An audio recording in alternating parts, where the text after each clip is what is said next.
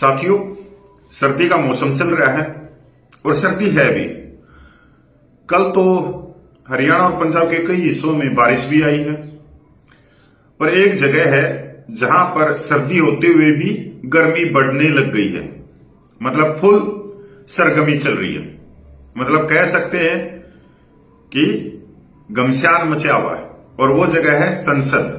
वहां पक्ष और विपक्ष में 50 डिग्री की गर्मी चल रही है अब फिलहाल।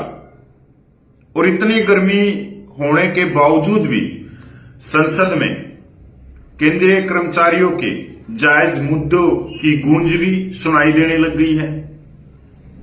चाहे वो 18 महीने का डीए एरियर की बात हो या 8वां पे कमीशन की बात हो, वहां पर सांसदों के द्वारा सरकार से पूछा जा रहा है और सरकार उसका उत्तर भी दे रही है। मैंने सुबह भी बताया था। अब जो खबर आ रही है वो आ रही है राज्यसभा से।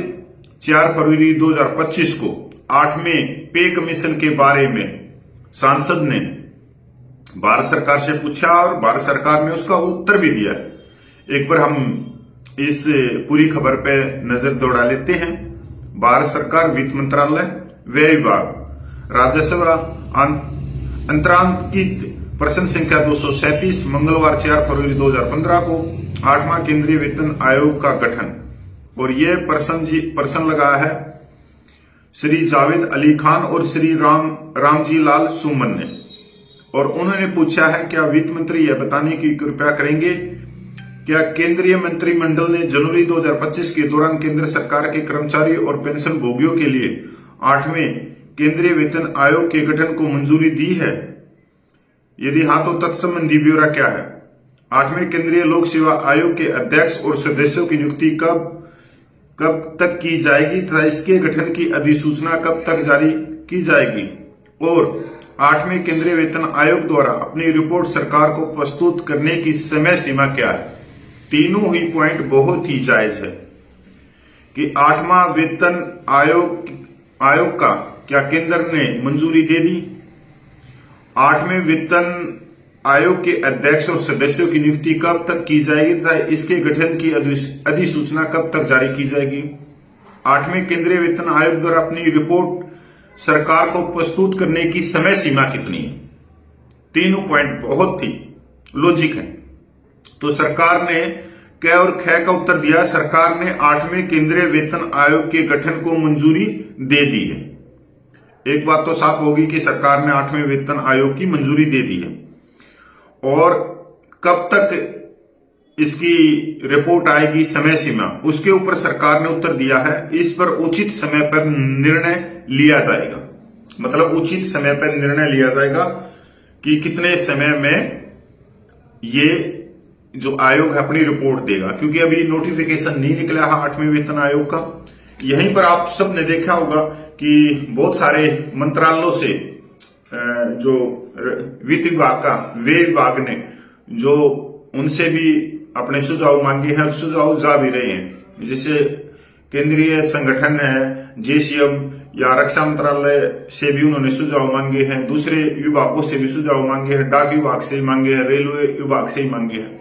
अब बात यह आती है कि फिटमेंट फैक्टर। देखो, फिटमेंट फैक्टर जो और है भाई, जो कोट टाई वाले यूट्यूबर हैं, देखो उनकी तो घर की सरकार है। वो तो रात को 2.86 दिखाते हैं, सुबह 3.68 दिखा देते हैं, फिर 4 पॉइंट पे ले जाते हैं, क्योंकि उनकी तो घर की सरकार है। वो तो कितना भी बढ़ा सकते हैं, उनके हाथ में कलम है, कागज है।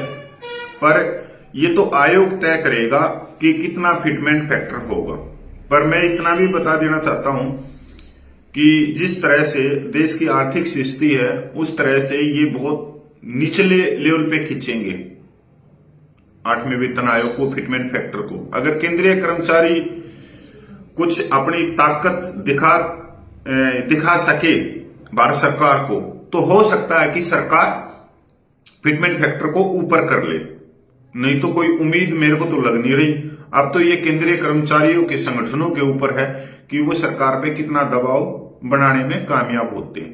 उसी हिसाब से ये तय होगा, क्योंकि बहुत सारी चीजें जैसे इसने जेसीएम ने बोला है, आईएलसी की रिपोर्ट को बोला है। और आईएलसी की रिपोर्ट के बारे में मैंने पहले ही बता दिया था 15 दिन पहले, वो तो चलो आज उन्होंने बोला है।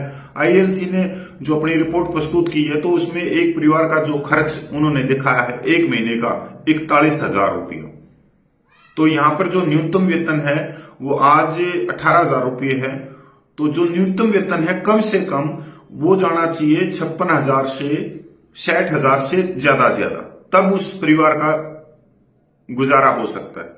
नहीं तो जिस हिसाब से कोट टाई वाले बता रहे हैं कि ये बढ़ेगा वो बढ़ेगा, क्योंकि ये भी तो एक तरह से सरकार की मदद ही कर रहे हैं कि लोगों का ब्रेन वॉश कर रहे हैं। पहले ही कह रहे हैं कि ये मिलेगा वो मिलेगा, ये मिलेगा वो मिलेगा, तो सरकार को बैठे बैठे अच्छी खासी कर्मचारियों की तरफ से फुल सपोर्ट मिल रही है, इन यूट्यूबरों की तरफ से फुल सपोर्ट मिल रही है।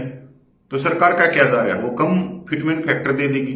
अब ये सोशल मीडिया भी तो कहीं ना कहीं नुकसान करती है ना, ये दो धारी तलवार है सोशल मीडिया, जहां फायदा करती है वहां नुकसान भी बहुत ज्यादा करती है। और मैंने तो इतना देखा, जो कर्मचारियों की तरफ से जो यूट्यूब चलते हैं, तकरीबन वो कर्मचारी चलाते हैं, जैसे हमारे हैं पूर्व सैनिक हैं 800 के करीब हैं जो यूट्यूब चलाते हैं, वो सब के सब कभी भी जायज मांगों की बात नहीं करेंगे, उल्टी सुल्टी बात करेंगे, जो चीज नहीं है उसको बढ़ा चढ़ा कर दिखाएंगे, अपने आप ही आयोग की रिपोर्ट को बना देते हैं और उसको फिर मीडिया के द्वारा आप लोगों तक पहुंचा देते हैं। तो ऐसे तो यूट्यूबर हैं ये, इन यूट्यूबरों को भी कम से कम देखना चाहिए। तो जय हिंद, वंदे मातरम भाई।